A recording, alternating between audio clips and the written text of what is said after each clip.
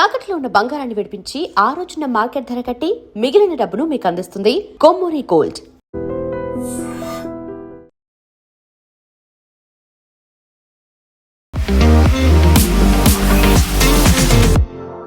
నమస్తే, నేను Kavitha. Welcome to I Dream News and నిజాలు. ఇరాన్ మీద అమెరికా, ఇజ్రాయెల్ దాడి ప్రారంభించి అది యుద్ధంగా కన్వర్ట్ అయిన తర్వాత ఇప్పుడు 6వ రోజు కూడా భీకరంగానే కొనసాగుతోంది. ఇరువైపులా ప్రాణ నష్టం జరుగుతోంది, ఆయుధ నష్టం, ఆస్తి నష్టం కూడా జరుగుతోంది. అయితే ఇప్పుడు ప్రపంచాన్ని వణికిస్తున్నటువంటి అతిపెద్ద సమస్య అక్కడి నుంచి రావాల్సినటువంటి హర్మూజ్ జలసంధిని మూసేసిన తర్వాత చమురు, సహజవాయులు నిల్మల మీద ఇప్పుడు ప్రపంచమంతా చర్చించుకుంటోంది. భారతదేశానికి సంబంధించి కేవలం 20 రోజుల వరకు మాత్రమే నిల్వలు ఉన్నాయి అనేటువంటి ఒక సమాచారం ఇప్పుడు భయపెడుతోంది. నిజంగా హర్మూజ్ జలసంధిని మూసేస్తే ఇంత ఎఫెక్ట్ ఎందుకుంది, ఎప్పటి వరకు ఇది సాల్వ్ అవుతుంది? మనతో పాటుగా ఉన్నారు సీనియర్ జర్నలిస్ట్ సురేష్ కొచ్చాతిల్ గారు. సార్ నమస్తే. సో చాలా క్లియర్గా అయితే చెప్తున్నారు, హర్మూజ్ జలసంధిని మేము ఎట్టి పరిస్థితులను ఓపెన్ చేయం అన్లెస్ అంటిల్ యుద్ధం గెట్స్ కంప్లీటెడ్, అది అయ్యే వరకు అనేది. ఇంపాక్ట్ ఎంత ఉంటుందంటారు? మనం అనుకుంటాం ఎప్పుడు స్ట్రెయిట్ ఆఫ్ హార్మూజ్ అనగానే దానికి ఒక సిగ్నిఫికెన్స్ ఏంటంటే దాని నుంచి వచ్చే ఆయిల్లో 60 నుంచి 70% అప్ టు 80% సమ్టైమ్ ఏషియాకి వెళ్తుంది. యూరోప్కి ఎక్కువ లేదు, అమెరికాకి అసలు లేదు, సౌత్ అమెరికా కూడా లేదు. అంటే మన ఇంపాక్ట్ ఉండబోయేది చైనా, ఇండియా, ఇండోనేషియా, అటువైపు ఉన్న కంట్రీస్ అని, మలేషియా అంతా, శ్రీలంక కూడా ఉంటుంది. సో అది చాలా క్రూషల్ అన్నమాట. ఇప్పుడున్న పరిస్థితుల్లో మనం అనుకుంటాం ఆయిల్ ఒకటే అనుకుంటాం, కాదు. ఆయిల్తో పాటు 40% ఆఫ్ వరల్డ్స్ ఫర్టిలైజర్ ఈ రూట్ నుంచి వస్తుంది. 40% పెట్రోకెమికల్స్ ఈ రూట్ నుంచి వస్తుంది. ఇప్పుడు ఆప్షన్ ఏంటంటే దీంట్లో వీళ్ళు ఫస్ట్ నేర్చుకున్నారు ఇరాక్ వార్ టైంలో, స్ట్రెయిట్ ఆఫ్ హార్మూజ్ అంతా చాలా టెన్షన్లో వచ్చినప్పుడు ఒక ఆయిల్ పైప్ లైన్స్ వేసుకుందని చెప్పి సౌదీ అరేబియా, మిగతా దేశాలన్నీ కలిసి ఒక pipe line, over the land pipe line వేసుకున్నారు. ప్రతిరోజు ఈ స్ట్రెయిట్ ఆఫ్ హార్మూజ్ నుంచి ట్రావెల్ చేస్తున్నది ఆల్మోస్ట్ 20 బిలియన్ బ్యారల్స్ ఆయిల్. దాన్ని రీప్లేస్ చేయడం అంత ఈజీ కాదు. సో దాన్ని రీప్లేస్ చేయాలంటే ఆయిల్ పైప్ లైన్ 50% రీప్లేస్ చేయగలదు, మిగతా 50% ఆగిపోతుంది. ఇప్పుడు ప్రెసిడెంట్ ట్రంప్ ఏమంటున్నారంటే నేను యుఎస్ నేవీని పెడతాను, US navy will take care of the entire strait of Hormuz అని. అంత ఈజీ కాదు. బహుశా నేను ఎక్స్ప్లెయిన్ చేసి ఉంటాను. స్ట్రెయిట్ ఆఫ్ హార్మూజ్ ప్రాబ్లం ఏంటంటే ఒకటి, ఇట్స్ వెరీ షాలో. పెద్ద పెద్ద షిప్లు చాలా కేర్ఫుల్గా వెళ్ళాల్సి వస్తుంది. జస్ట్ 3 కిలోమీటర్స్ వెడల్పు మాత్రమే ఆ టర్న్లో ఉంటుంది, ఒక్క టర్న్. కానీ 39 ఉంది maximum. That is 39 kilometres of width ఉంది ఒక పాయింట్లో minimum. That is the narrowest point. కానీ దాంట్లో ట్రావెల్ చేయగలిగేది 3 నుంచి 6 కిలోమీటర్లే విడ్త్. మిగతా అన్ని శాండ్ ఉంటుంది చాలా మటుకు. చాలా కేర్ఫుల్గా తీసుకెళ్తుంది. దాని నుంచి వెళ్ళే షిప్స్ వాళ్ళ క్యాప్టెన్స్ అంతా ఎక్స్పీరియన్స్డ్, ఆ రూట్లో ట్రావెల్ చేసేటవాళ్ళు. ఈ ప్రాబ్లం ఎక్కడ వస్తుందంటే ఇప్పుడు అది ఆగిపోయింది అనుకోండి, ఎక్కువ రోజులు ఆగదు. ఎందుకంటే ఒకటి, ఇరానియన్ రెవల్యూషనరీ గార్డ్స్ అంటున్నారు మేము దాని మీద కంట్రోల్ ఉంది మాకు అంటున్నారు. కానీ ఇప్పుడు లాస్ట్ ఒక 24 గంటల సేపట్లో ఇరానియన్ నేషనల్ గార్డ్ మీద చాలా దారుణమైన ఎయిర్ రైడ్స్ జరిగింది. హారబుల్ అనమాట. అంత ఇజ్రాయెల్ అండ్ అమెరికా కలిసి కొడుతున్నారు. ఒక గంట సేపు ఆల్మోస్ట్ 26 ఇజ్రాయేలీ ఎయిర్క్రాఫ్ట్ కలిసి కొట్టారు వాళ్ళు. బహుశా ఇంకొక 2-3 రోజుల్లో అమెరికన్ షిప్స్ రావడం మొదలు పెడతారు అక్కడ, అమెరికన్ నేవల్ షిప్స్. ఒకసారి అమెరికన్ నేవల్ షిప్స్ వస్తే మళ్ళీ ఈ షిప్స్ అన్నీ ఒకటే కాన్వాయ్ రూట్లో ట్రావెల్ కావచ్చు. అంటే ఒకటేసారిగా అందరు ట్రావెల్ చేస్తారు, ఇండివిజువల్గా ట్రావెల్ చేయకుండా. సో చాలా మటుకు it will be handling the problem. Fertilizer మీరు ఓవర్లాండ్ రూట్ నుంచి తీసుకురావాల్సి వస్తుంది. ఫర్టిలైజర్ మీరు ఇప్పటి నుంచి పక్కన పెట్టండి. First oil priority, next petrochemicals చూసుకోవాల్సి వస్తుంది. అది కాకుండా ఈవెన్ మన వైపు నుంచి పంపించే సరుకులు ఇప్పుడు అది పెద్ద ప్రాబ్లం అయింది. వెజిటబుల్స్ అండ్ బాస్మతి రైస్, మిగతా ఎసెన్షియల్. దానికోసం యూఏఈలో ఉన్న మాల్లో వాళ్ళ క్రౌన్ ప్రిన్స్ తిరిగి దుబాయ్ మాల్లో మాట్లాడుతున్నారు కన్స్యూమర్స్తో, ఏం టెన్షన్ లేదు, అన్నీ వస్తుంది, భయపడకండి అని చెప్పి. ఎందుకంటే వాళ్ళ దగ్గర కావాల్సిన కూరగాయలు కానీ మీట్ కానీ అంతా బయట నుంచి రావాలి. అందులో ఇప్పుడు మళ్ళీ రంజాన్ సీజన్. సో ఇప్పుడు ప్రాబ్లం ఇదే అనమాట. సో అక్కడ కావాల్సిన సరుకులు ఉండాలి, అది రావాల్సి ఉంటుంది. సో అది మనకి గల్ఫ్ నుంచి బయటకు వెళ్ళడం ఒకటే కాదు, గల్ఫ్కి వచ్చేది కూడా ఆగిపోతుంది. సో దానికోసం ఇప్పుడు వీళ్ళందరూ కలిసి నిన్న శ్రీలంక దగ్గర ఉన్న ఒక ఇరానియన్ షిప్ని పేల్చివేశారు, మీరు చూసుంటారు. 38 మంది బయటపడ్డారు, కానీ 86 మంది కనిపించట్లేదు. ఈ షిప్ ఇరానియన్ షిప్ మన విశాఖపట్నంలో మిలన్ ఇది ఉండే అన్ని ఇంటర్నేషనల్ ఒక నేవల్ ఎక్సర్సైజ్ ఉండే, దానికి వచ్చారు వాళ్ళు. వచ్చి తిరిగి వెళ్తున్నప్పుడు వాళ్ళకి తెలిసిపోయింది they cannot enter Iranian waters అని. శ్రీలంకలో వచ్చిన తర్వాత వీళ్ళు పోర్ట్ ఆఫ్ కాల్ అడిగారు, అంటే మేము ఇక్కడ వచ్చి కొన్ని రోజులు ఉండొచ్చా అని. కానీ శ్రీలంకన్ గవర్నమెంట్ డిసిషన్ తీసుకోలేదు. వాళ్ళు తీసుకునే లోపలే ఈ షిప్ని ఒక సబ్మెరీన్ కంప్లీట్గా డిస్ట్రాయ్ చేశారు. First time after second world war ఒక నేవల్ షిప్ని ఒక సబ్మెరీన్ కొట్టడం first time after second world war. అదే కూడా ఆలోచించాను దాని ఇంపాక్ట్. దీంతో ఇరానియన్ నేవీ మొత్తం ధ్వంసమైందంటే అంతే, ఎందుకంటే వాళ్ళ దగ్గర షిప్స్ లేవు, ఎక్కువ ఉన్నదంతా పోయింది, మొత్తం పోయింది. వాళ్ళ దగ్గర ఇప్పుడు ఉన్నది మిసైల్స్ అండ్ డ్రోన్స్, ఇదే ఉన్నాయి వాళ్ళ దగ్గర. ఫస్ట్ డే వీళ్ళు ఆల్మోస్ట్ లాంచ్ చేసిన మిసైల్స్ అండ్ డ్రోన్స్ కంపేర్ చేసి నిన్న దాకా వచ్చినప్పటికీ 80% తగ్గింది. ఓకే, అంటే వాళ్ళ దగ్గర కెపాసిటీ తగ్గుతూ పోతున్నారు. కానీ నిన్న చాలా ఒక ఇంపార్టెంట్ మిసైల్ వాళ్ళు ఫైర్ చేశారు టర్కీ వైపు. మనం అనుకుంటాం టర్కీని కొట్టడం కాదు, టర్కీలో ఒక అమెరికన్ బేస్ ఉంది కానీ దాన్ని నేటో ఫోర్సెస్ కొట్టిపడేశారు దాన్ని, జెట్స్, బ్రిటిష్ జెట్స్. కానీ ఇప్పుడు ఈ స్కోప్ వైడన్ అవుతుంది చూడండి. మనం అనుకుంటాం ఇది problem is only with gulf, కాదు. దుబాయ్ ఇంటర్నేషనల్ ఎయిర్పోర్ట్ 75 మిలియన్ ప్యాసింజర్స్ని హ్యాండిల్ చేస్తారు ప్రతి సంవత్సరం.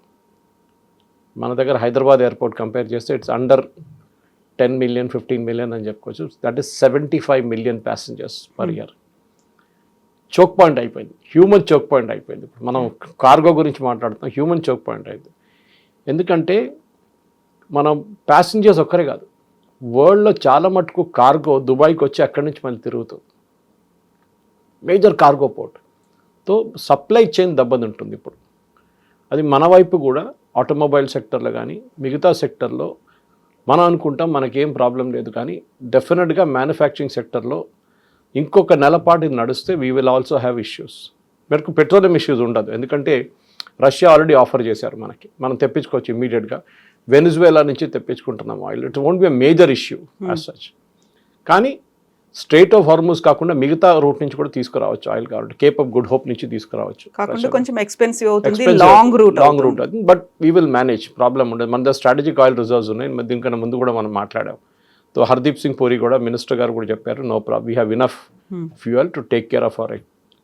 కానీ లోకం కూడా మనకిప్పుడు మనం చూడండి ఏంటంటే మనం ఓన్లీ ఆయిల్ రూట్ చూస్తున్నాం, ఓన్లీ సీ రూట్ చూస్తున్నాం, ఎయిర్ రూట్ కూడా దెబ్బతింటుంది. మన దగ్గర ఉన్న ఎంతోమంది passengers Dubai, Bahrain, Qatar, Oman, Saudi Arabia చాలా ప్లేసెస్లో స్టక్అప్ అయిపోయారు.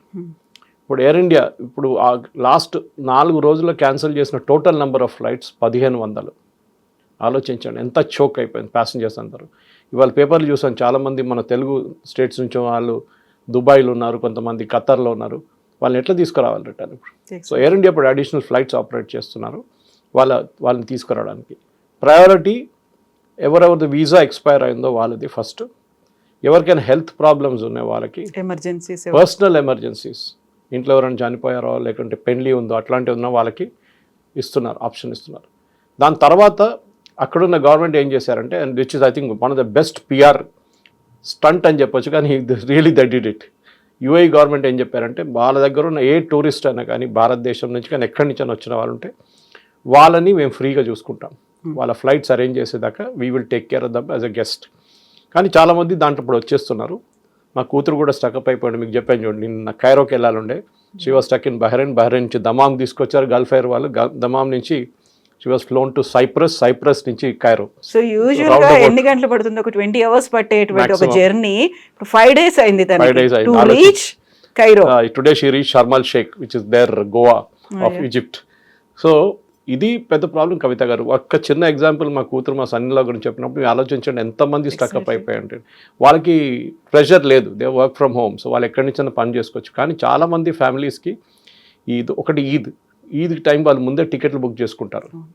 ఇప్పుడు నిన్న మై బ్రదర్ వాస్ టెలింగ్, ఆయన ఒమాన్లో ఉంటారు, last 22 years is in Oman.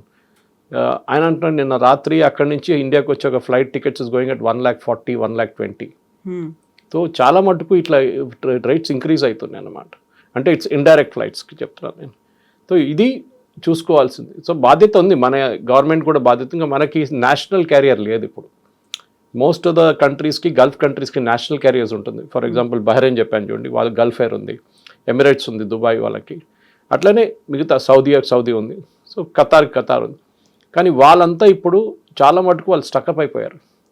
Pilots ఎక్కడో ఉన్నారు, ఎయిర్ క్రాఫ్ట్ ఎక్కడో ఉంది, షెడ్యూలింగ్ ఎక్కడో పడిపోయింది. అది చాలా మటుకు ప్రాబ్లం అయింది. నిన్న మనామాకి వచ్చింది, బహ్రెయిన్ నుంచి దమామ్కి వచ్చినప్పుడు ల్యాండ్ రూట్ నుంచి వచ్చారు మా కూతురు. ఎందుకు ఎగ్జాంపుల్ చెప్తున్నా అంటే ప్రాబ్లమ్స్ ఎట్లా ఫేస్ చేయాలి. 11 బస్సులలో తీసుకొచ్చారు ప్యాసింజర్స్ని from Bahrain to Dammam, which is in Saudi Arabia. Border crossing దగ్గర సౌదీ వాళ్ళు ఆపేశారు, వీసా ఇవ్వలేదు.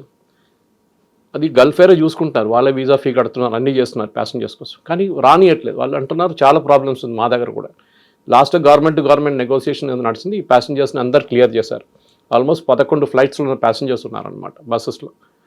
దాని తర్వాత వచ్చిన తర్వాత నిన్న మొత్తం రోజు వెయిట్ చేసిన తర్వాత సాయంత్రమే అన్ని ఫ్లైట్స్ క్లియర్ చేశారు ఒకటేసారి ఒక 25 ఫ్లైట్లు క్లియర్ చేశారు, వన్ ఆఫ్టర్ అనదర్.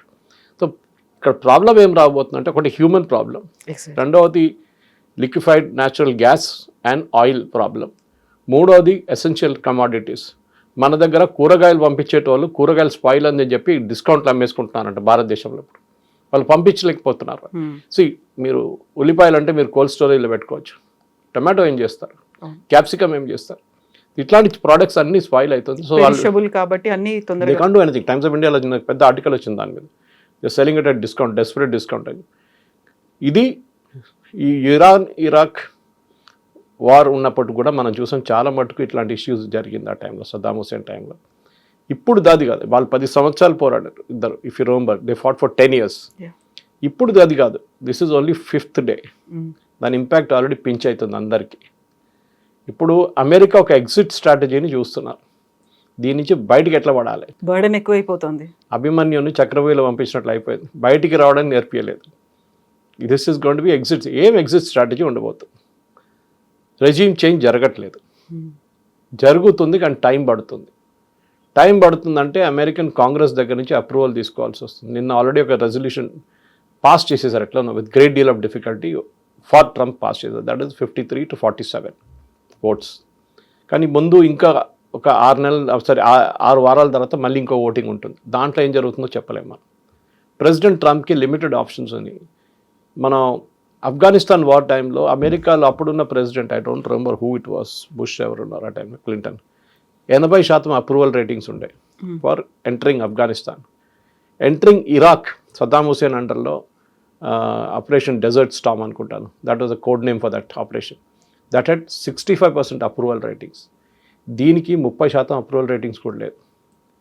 ఇప్పుడు లాజిక్ ఏం మాట్లాడుతున్నా అంటే, ఇజ్రాయెల్ అమెరికాని ట్రిక్ చేశారు, ఇజ్రాయెల్ గుంజుకొచ్చారు అమెరికాని, బలవంతంగా లాక్కొచ్చింది యుద్ధంలో దించేశారు.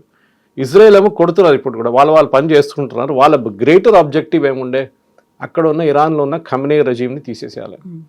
అది ఇంకా జరగలేదు, కానీ ఫస్ట్ లెవెల్ కంప్లీట్గా డికాపిటేట్ చేసేసారు. రెండవది, ఇరాన్ దగ్గర ఉన్న మిసైల్ లాంచర్స్ అండ్ వాళ్ళ దగ్గర ఉన్న యురేనియం స్టాక్ పైల్ని డెస్ట్రాయ్ చేయడం. యురేనియం స్టాక్ పైల్ డెస్ట్రాయ్ చేయలేరు, దాన్ని తీసుకురావాల్సి వస్తుంది బయటికి. ఈ మిసైల్ లాంచెస్ ఇవాళ పొద్దున కూడా 6:30 ఇజ్రాయెల్ 22 ఎయిర్క్రాఫ్ట్ అని చెప్పాను చూడండి వచ్చి, they destroyed more than 80 missile launching sites.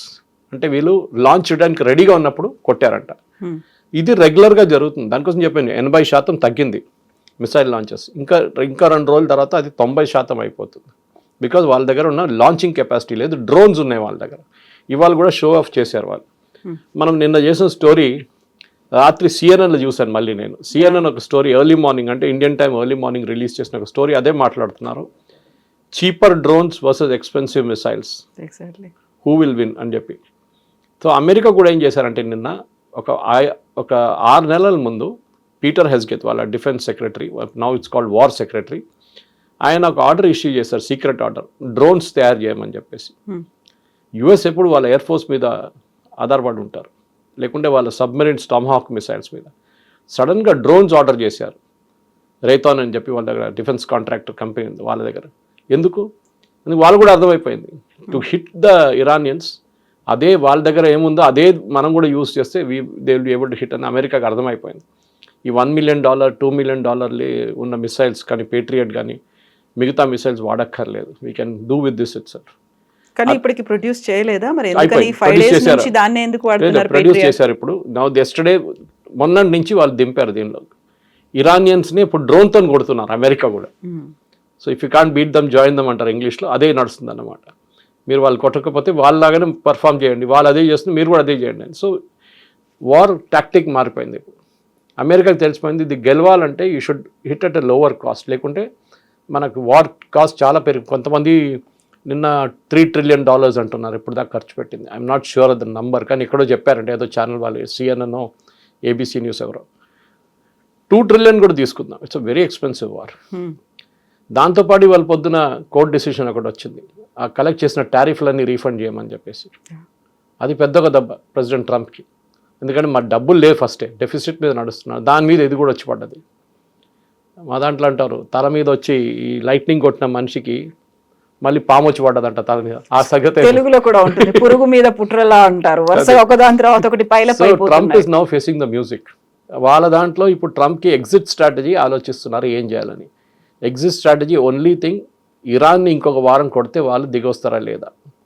Next we are discussing last evening మనం మాట్లాడుతున్నప్పుడు కర్డ్స్ గురించి మాట్లాడాం. కర్డ్స్ ఏం చేయబోతున్నారు. కర్డ్స్ అనేది ఒక ట్రైబల్ కమ్యూనిటీ, ఇరాక్ ఇరాన్ బార్డర్లో ఉన్నారు, సిరియా ఇరాక్ బార్డర్లో కూడా ఉన్నారు. వాళ్ళు ఎప్పటి నుంచో మాకు ఒక ఇండిపెండెంట్ కర్డిస్తాన్ కావాలని అడుగుతున్నారు. వీళ్ళిద్దరు కలిసి ఇరాక్లో ఉన్నప్పుడు ఇరాకీ గవర్నమెంట్ కొడతారు, ఇరానియన్ గవర్నమెంట్ వాళ్ళ మీద బాంబులు వేస్తారు, ఇక్కడ సిరియన్ గవర్నమెంట్ కూడా వాళ్ళ మీద బాంబులు వేస్తారు, టర్కీ కూడా వాళ్ళ మీద అటాక్ చేస్తారు. ఇప్పుడు సిఐ యొక్క ఆపరేషన్లో ఏం చేస్తున్నారంటే వీళ్ళకి ఆయుధాలు ఇస్తున్నారు.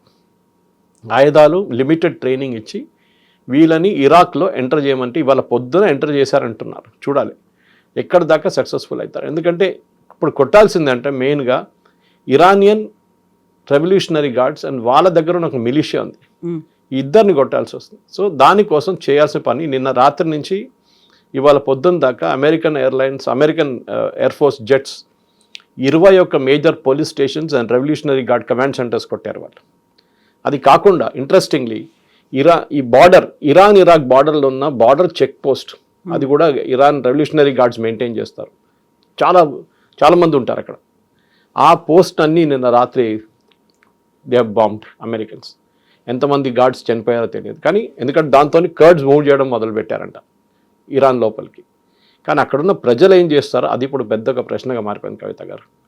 ప్రజలు రియాక్ట్ కావట్లేదు. మీరు చూసుంటారు ఒక 6 వారాల ముందు జరిగిన రోడ్డు మీద దిగి ప్రొటెస్ట్ చేసిన వాళ్ళు ఎవరు కనిపించట్లేదు ఇప్పుడు. ఎందుకు అని అర్థం కావట్లేదు. ప్రెసిడెంట్ ట్రంప్ ఏమనుకున్నారంటే ఈ అటాక్ కాగానే ప్రజలందరూ ఇన్ఫాక్ట్ ఈ మేడ్ అ స్టేట్మెంట్, మీరందరూ రోడ్డు మీదకి వచ్చేసేయండి, ప్రొటెస్ట్ చేయండి, రెజీమ్ మార్పు తీసుకుని. కానీ ఎవరు రోడ్డు మీదకి రావట్లేదు. ఇనిషియలీ కొన్ని వీడియోస్ చూసాం, కొంతమంది సెలబ్రేట్ చేస్తున్నారు ఖమేనీ చనిపోయారని, కానీ ఆ ప్రొటెస్ట్ కనిపించట్లేదు. వీళ్ళు భయపడుతున్నారా? రెవల్యూషనరీ గార్డ్స్ని భయపడుతున్నారా? ఈ మాఫియా వాళ్ళని భయపడుతున్నారా? వీళ్ళ కోసం ఇంకేమైనా సహాయం చేయాలంటే అమెరికా గ్రౌండ్ ట్రూప్స్ దించాల్సిందే. అది అమెరికా చేయదు. బ్రిటన్ రెడీగా లేరు. Britain is not even cooperating. స్పెయిన్ని నిన్న థ్రెటన్ చేసి టారిఫ్లు పెట్టేశాడు. ఫ్రాన్స్ ఏదో కొంచెం యాక్సెప్ట్ చేసి వాళ్ళకు వార్షిప్ పంపించారు, అంతే, ఒక ఎయిర్క్రాఫ్ట్ కెరియర్ పంపిస్తున్నారు ఇటువైపు. But that is not enough. ఎందుకంటే నేటో ఫోర్సెస్ వస్తారనుకున్నారు ట్రంప్, కానీ వాళ్ళు రావట్లేదు సహాయానికి. It is now only America and Israel. Even Gulf countries కూడా వాళ్ళ మీద బాంబ్ వేసిన తర్వాత కూడా వాళ్ళు రియాక్ట్ కావట్లేదు. ట్రంప్ క్యాల్కులేషన్ ఏముందంటే సౌదీ అరేబియా మీద వాళ్ళ అరామ్కో రిఫైనరీ కానీ మిగతా అసెట్స్ మీద అటాక్ చేస్తే సౌదీ అరేబియా అటాక్ చేస్తారు. నిన్నటి నుంచి ఒక రూమర్ ఏంటంటే ఈ వార్లో మెయిన్ స్పాన్సర్ ఇజ్రాయెల్ పక్కన పెడితే వాజ్ సౌదీ అరేబియా. ఎందుకంటే సౌదీ అరేబియాకి ఇరాన్కి ఎప్పుడు పడదు, వాళ్ళ నడిమిట్లో ఎప్పుడో గొడవ ఉంటుంది. హూతీస్ని సౌదీ అరేబియా కొట్టారు, చాలా టైంలో బాంబింగ్ చేశారు. సో సౌదీ అరేబియాకి ఇరాన్ నుంచి ఒక రెజ్యూమ్ చేంజ్ రావాలని చాలా రోజు కోరుకుంటున్నారు. దాన్ని ట్రంప్కి వాళ్ళు మోటివేట్ చేసి మేము మీకు ఫండింగ్ ఇస్తాము, మీరు మొదలు పెట్టండి అని చెప్పారు. సో సౌదీ అరేబియా రూల్ చాలా క్రూషియల్గా ఉండబోతుంది. ఎందుకంటే వీళ్ళందరూ మొనార్కీస్, అంటే ఫ్యామిలీ హెల్త్ కన్సర్న్స్ అనమాట. అది మీరు ఏ గల్ఫ్ రీజన్ చూడండి అక్కడ అంతే ఉంటుంది. ఇప్పుడు ఇరాన్లో జరగబోయేది అక్కడ మొనార్కీ లేదు. అక్కడ కూడా మొనార్కీ తీసుకురావాలంటే మన షా పెల్వి జూనియర్ కూర్చున్నారు వాషింగ్టన్లో. కానీ ట్రంప్ నిన్న చాలా క్లియర్గా చెప్పారు, is a good guy but not capable of running a country అని. సో ఆ దేశం నడిపించాలంటే ఎవరిని కావచ్చు. కర్డ్ ఒకటి, రెండవది రెవల్యూషనరీ గార్డ్స్ కొట్టడం, మూడవది వాళ్ళ మాఫియాని కొట్టడం, నాలుగోది వాళ్ళ మిసైల్ సైట్స్ని డిస్ట్రాయ్ చేయడం. ఐదోది వాళ్ళ డ్రోన్ కెపాసిటీని డిస్ట్రాయ్ చేయడం. నిన్న కూడా వాళ్ళు ఒక డ్రోన్ వీడియో రిలీజ్ చేశారు. చాలా డ్రోన్స్ ఇట్లా అరేంజ్ చేస్తుంది, చాలా బ్యూటిఫుల్ చూడండి. అది పాత వీడియో ఉండొచ్చు బహుశా. ఇది 5 జరిగితేనే నెక్స్ట్ 1 వీక్లో 10 రోజుల్లో ఒక ఇరాన్లో ఒక మార్పు రావచ్చు. కానీ దాని కూడా ఇరాన్లో ఉన్న ప్రజలు రోడ్డు మీద దిగుతూనే అవుతుంది, లేకుంటే కాదు. That is going to be the most crucial thing అనమాట. లాంగ్ వే టు గో అన్నట్టు అక్కడ కనిపిస్తోంది. యాక్చువల్గా ఇజ్రాయెల్ అమెరికాని లాక్కొని వచ్చింది, దీని మీద వేసింది. ఆ తర్వాత ఇరాన్ చేసినటువంటి అటాక్తో గల్ఫ్ కంట్రీస్ కూడా అన్నెసెసరీ ఒక బర్డన్ని వాళ్ళు మోయాల్సి వస్తుంది. అక్కడ ఉన్న వాళ్ళకి, ప్రయాణికులకి మొత్తం అన్ని ఎక్స్పెన్సెస్ పెట్టుకుంటుంది, ఇంక్లూడింగ్ వీసా, ఫుడ్, అకామిడేషన్, ఇవన్నీ. అండ్ అదర్ కంట్రీస్కి ఏమో oil and natural gases effect పడుతుంది. ఒక ఖమేనీ వల్ల ఇంతమందికి ఆయన చంపాలి, ఆయన్ని తొలగించాలి అని ఒక ఇజ్రాయెల్ అనుకోవడం వల్ల ఇన్ని దేశాలకి, ఇన్ని కోట్ల మందికి ఇంత నష్టం జరుగుతుంది. ఇది ఎప్పుడు రియలైజ్ అవుతారా, లేకుంటే అది everything is fair in war అలాగే అనుకుంటారు? Love and war. Love. Problem ఎక్కడ వస్తుందంటే వీళ్ళు మిస్కాల్కులేషన్ 2-3 చేశారు. ఒకటి, వీళ్ళు అనుకున్నారు ఇరాన్ అమెరికన్ ఎయిర్ బేసెస్ని అటాక్ చేస్తారనుకున్నారు. అమెరికన్ నేవల్ బేస్ బహ్రెయిన్లో మనామాలో 5th ఫ్లీట్ ఉంది, వాళ్ళ బేస్ని అటాక్ చేస్తారు. 2 సార్లు చేశారు ఇప్పుడు దాకా. అలెద్ బేస్ ఉన్నది ఖతార్లో, which is the largest one. 8,000 మంది నుంచి 10,000 మంది ఉన్నారు అమెరికన్ సర్వీస్ మ్యాన్. దాని మీద దాడి చేశారు. Okay, still manageable. కువైత్లో ఒక బేస్ మీద దాడి చేశారు. సైప్రస్లో యూకే బేస్ని కొట్టారు, అగైన్ మేనేజబుల్.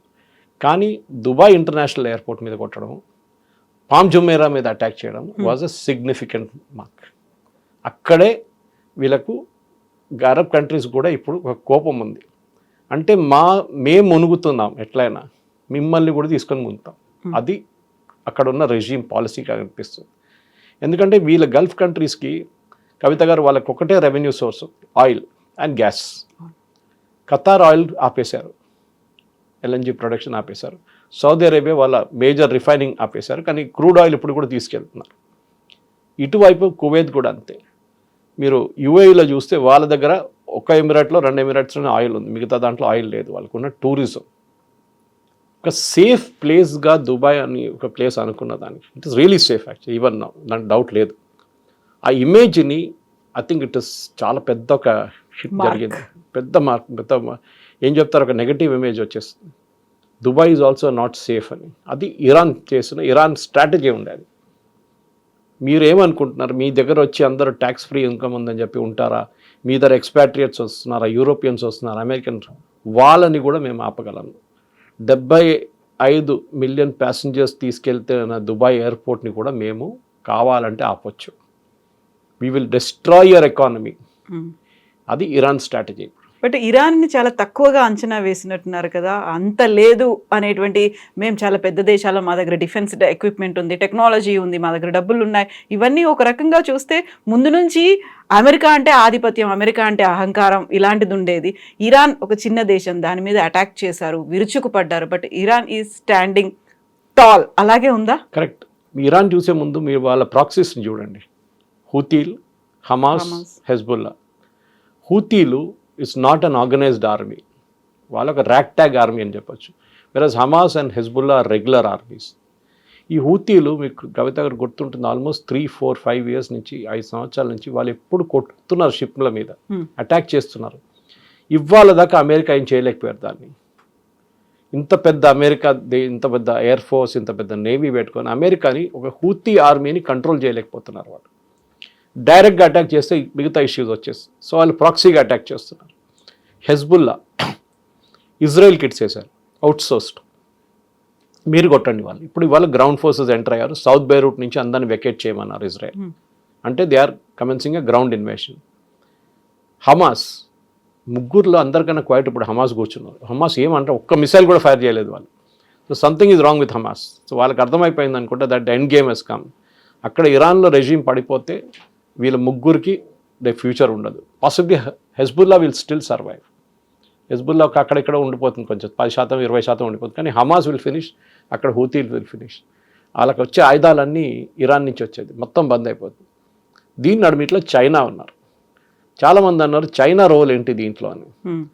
చైనా ఏమనుకున్నారంటే వాళ్ళు వాళ్ళ వైపు నుంచి మిడిల్ ఈస్ట్ ఎకనామిక్ కారిడార్ ఒకటి వాళ్ళు తయారు చేశారు. ఒకటి మన రూట్స్, చాలా మటుకు రూట్స్, సీ రూట్స్ కానీ ల్యాండ్ రూట్స్ కానీ వాళ్ళు ఖర్చు పెట్టి డబ్బులు పెట్టి తయారు చేస్తున్నారు. దాంట్లో సౌత్ ఈస్ట్ ఏషియా నుంచి వస్తూ మిడిల్ ఈస్ట్ ఒక కారిడార్ తయారు చేద్దామని వాళ్ళ క్యాల్కులేషన్ ఉండే. పాకిస్తాన్ నుంచి మొదలైంది అది, పాకిస్తాన్ నుంచి ఎకనామిక్ కారిడార్. కానీ అది ఇప్పుడు మొత్తం ఆగిపోయింది. చైనా ఇప్పుడు ఏం చేస్తున్నారంటే ఇరాన్కి ఏదైనా సహాయం చేస్తున్నారంటే ఎస్, వాళ్ళు పాసిబ్లీ శాటిలైట్ ఇమేజరీ సప్లై చేస్తున్నారు.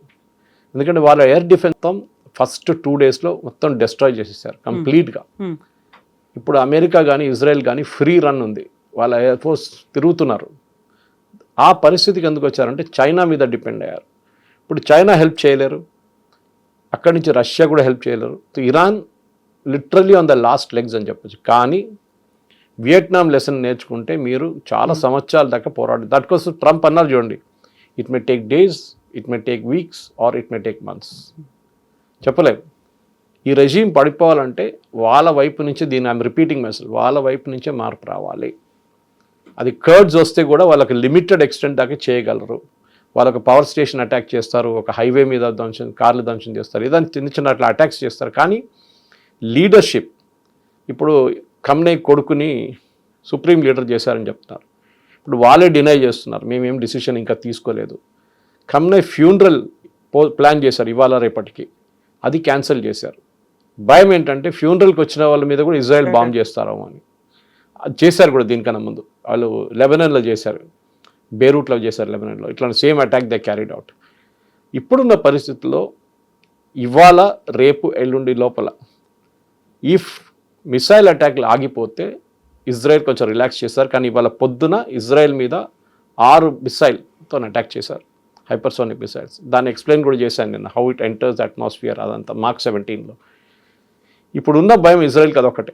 ఆ మిసైల్స్ని ఆపడానికి ఇప్పుడు నంబర్ ఆఫ్ మిసైల్స్ తగ్గింది కవిత గారు.